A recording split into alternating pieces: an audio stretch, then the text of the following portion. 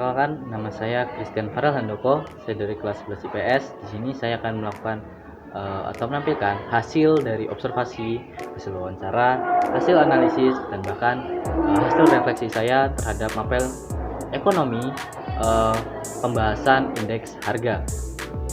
Sebelum lanjut ke hasil observasi, alangkah baiknya kalau kita tahu soal definisi dari indeks harga. Nah, mengutip dari situs Kompas, indeks harga merupakan data statistik yang digunakan untuk memantau kenaikan harga barang dan jasa pada periode waktu tertentu. Nah, mengutip lagi dari situs Investopedia, indeks harga sering digunakan untuk mengukur laju inflasi. Setelah melakukan observasi di Pasar Bandar Agung, saya dapat mengatakan beberapa hal ini. Yang pertama, memang jenis produk yang sering dijual di Pasar Bandar Agung merupakan bahan-bahan pokok yang ada dalam masakan yang sering kita temui di rumah-rumah kita. Namun tak jarang juga kita bisa menemukan beberapa toko yang menjual pakaian, tas, atau bahkan aksesoris.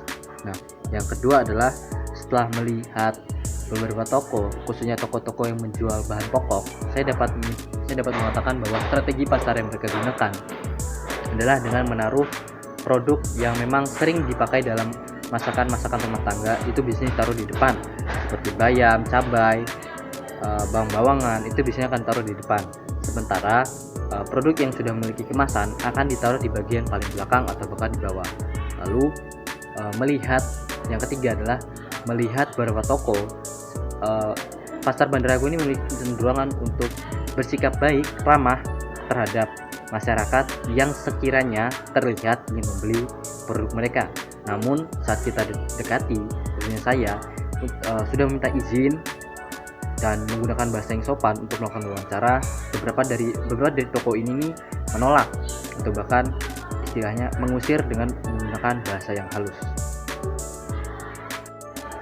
Setelah melakukan wawancara di UMKM Pasar Bandar Agung, kami dapat menyimpulkan beberapa hal, yaitu kenaikan harga pada produk-produk pasar itu memang sering terjadi di tiap bulannya, bahkan itu adalah sesuatu yang lumrah. Namun terdapat beberapa produk yang memiliki kenaikan harga per minggu, contohnya saja seperti bawang bawangan dan beberapa jenis cabai. Nah, setelah melakukan wawancara juga, kami itu menjadi mengetahui soal produk yang paling sering laku di UMKM pasar tersebut, seperti cabai, bawang bawangan, sayur mayur. Nah, produk-produk ini sering laku dikarenakan produk ini memang menjadi bahan-bahan pokok untuk memasak. Selain itu, kami itu mengetahui bahwa beberapa jenis produk itu memiliki kecenderungan untuk selalu naik harganya, sedangkan produk-produk lainnya itu memiliki harga yang relatif setiap bulannya. Cabai, bawang, minyak itu relatif naik memiliki relativitas naik terus harganya. Sementara beras, telur, dan lain sebagainya itu cenderung memiliki harga yang stabil. Nah, strategi pasar yang digunakan narasumber itu adalah mengurangi harga jual produknya di saat terjadi kenaikan harga. Karena menurut narasumber lebih baik menjual dengan harga murah namun cepat laku daripada menjual dengan harga tinggi namun produknya akan lama terjual. Setelah melakukan observasi, wawancara, dan mencari informasi, saya dapat mengatakan beberapa hal yang menjadi faktor kenaikan harga dari beberapa produk. Yang pertama itu adalah karena tingginya tingkat permintaan di hari atau bulan-bulan tertentu, seperti mendekati bulan-bulan Ramadan atau mendekati akhir tahun. Biasanya harga bahan-bahan pokok itu akan melonjak drastis. Yang kedua adalah faktor dari pihak produsennya langsung. Hal ini seperti gagal panen, sang produsen mendapatkan cuaca yang buruk, dan lain sebagainya. Lalu ada pula dampak yang dirasakan para pedagang, yang saya rasakan adalah tentunya akan terjadi kenaikan harga yang membuat para pedagang ini kesulitan untuk menentukan harga yang pas. Jika mereka menentukan harga yang tinggi, kemungkinan besar para konsumen akan sedikit yang datang. Lalu jika mereka menetapkan harga yang rendah, keuntungan yang mereka dapatkan pun akan semakin sulit.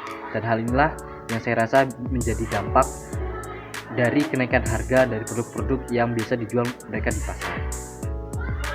Lalu setelah melihat kondisi pasar di Bandar Agung, saya rasa kondisi pasar Bandar Agung memang tergolong normal, walaupun terjadi kenaikan harga pada produk-produk tertentu. Hal ini bisa dilihat dengan masih ramainya konsumen yang datang untuk melakukan kegiatan transaksi di pasar Bandar Agung, dan kondisi transaksinya juga masih ya biasa-biasa saja, normal. Namun saya dapat melihat beberapa hal ini. Yang pertama adalah konsumen itu cenderung akan memilih toko yang akan ia tuju untuk melakukan transaksi. Nah, dalam hal ini bisa disimpulkan kalau saat terjadi kenaikan harga, konsumen-konsumen ini cenderung memilih toko yang sesuai dengan kriterianya, baik dalam kualitas produk ataupun harga yang ditawarkan. Dan bahkan saat mengalami kenaikan harga, para konsumen ini bisa saja ada di fase di mana mereka menimbun, menyetok produk-produknya agar bisa digunakan, atau bahkan baru beli produk lagi setelah harga dari produk itu mengalami penurunan. 5 instrumen kebijakan moneter yang ada: kebijakan suku bunga, cadangan kas negara, dan operasi pasar terbuka atau OPB adalah cara yang menurut saya itu efektif dalam mengendalikan inflasi. Dengan menaikkan suku bunga membuat pinjaman jadi lebih mahal, sehingga masyarakat akan cenderung lebih hemat dan peredaran uang pun akan semakin berkurang. Lalu meningkatkan cadangan kas minimum bank akan mengurangi kemampuan bank-bank kecil untuk menyalurkan kredit, sehingga uang yang beredar di masyarakat pun berkurang. Lalu OPB itu menarik uang dari pasar dengan menjual surat berharga yang juga menekan peredaran uang. Sementara kebijakan pinjaman selektif lebih fokus pada penyaluran kredit ke sektor tertentu, dan imbauan moral itu kurang efektif dalam mengendalikan inflasi. Hasil refleksi, menurut saya yang sebagaimana saya adalah konsumen, saya rasa ada beberapa hal yang bisa kita lakukan untuk menyikapi persoalan kenaikan harga, khususnya pada barang-barang pokok. Yang pertama adalah jelas menghemat keperluan atau pengeluaran kita. Yang kedua adalah dengan mengira-ngira kebutuhan pokok kita, agar kita tidak membeli terlalu banyak ataupun tidak membeli terlalu sedikit. Namun tetap saja kita perlu memikirkan bagaimana kondisi para penjual jika kita melakukan tindakan-tindakan tersebut, dengan cara membeli barang tanpa menawar harga barang dengan harga yang cenderung tidak masuk akal. Terima kasih.